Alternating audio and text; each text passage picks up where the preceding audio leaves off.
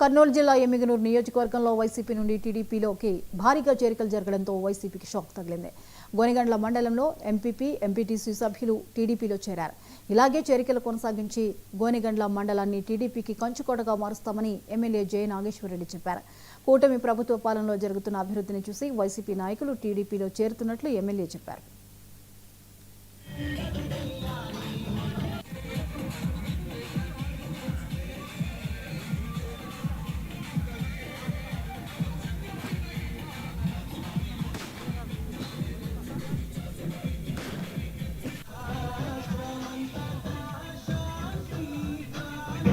YCP party మీద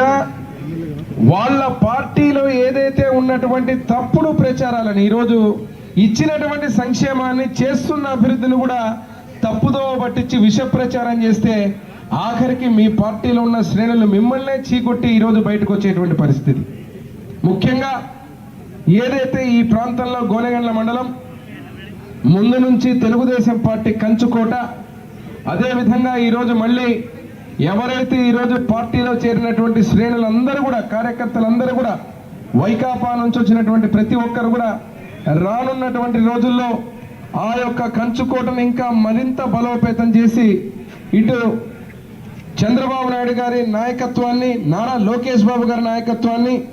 తిరుగులేని విధంగా ఎమ్మిగనూరు నియోజకవర్గంలో గోనెగండ్ల మండలం చేసే విధంగా ముందుకు పోతారని ఆశిస్తూ మరొక్కసారి ఈరోజు తృణప్రాయంగా ఈరోజు రాజీనామా చేసి